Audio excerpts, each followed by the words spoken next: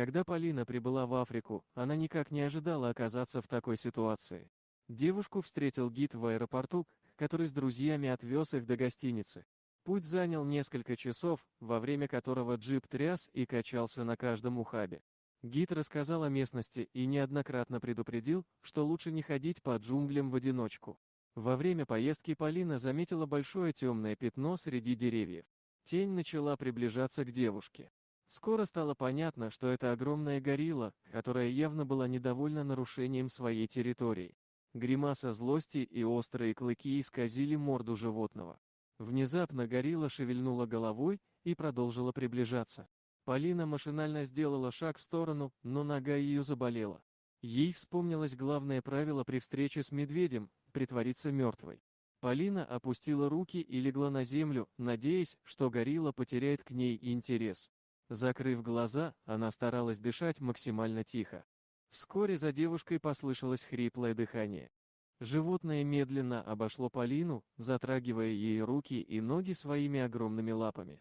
Когда она случайно коснулась поврежденной лодыжки, девушка издала приглушенный стон от боли. Зверь мгновенно отдернул свою лапу и потащил Полину через плечо куда-то. Внутри девушка почувствовала, что все ее надежды рушатся.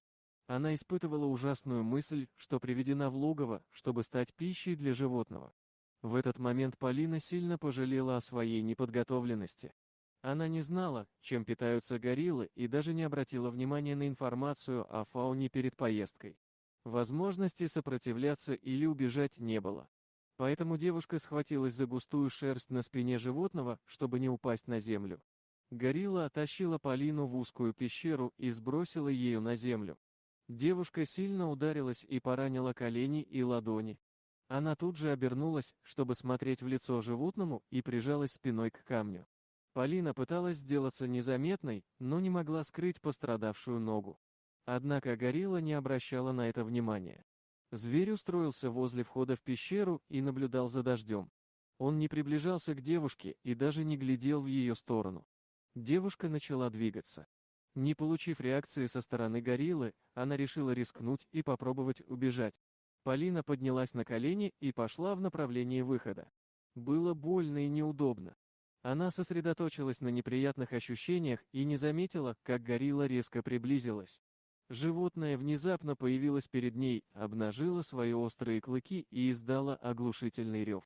Девушка оцепенела от ужаса, когда увидела перед собой мощные мышцы животного. Полина понимала, что против такого сильного противника у нее нет никаких шансов. Горилла толкнула ее в плечо, подгоняя к стене.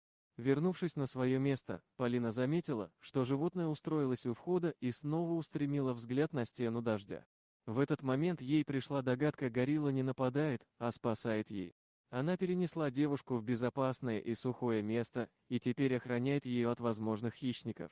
Никто не посмеет тронуть Полину, так как горилла не позволит.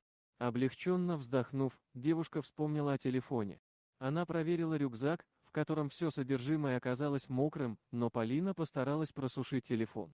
Когда аппарат загорелся сигналом, она позвонила в службу спасения и объяснила свою ситуацию.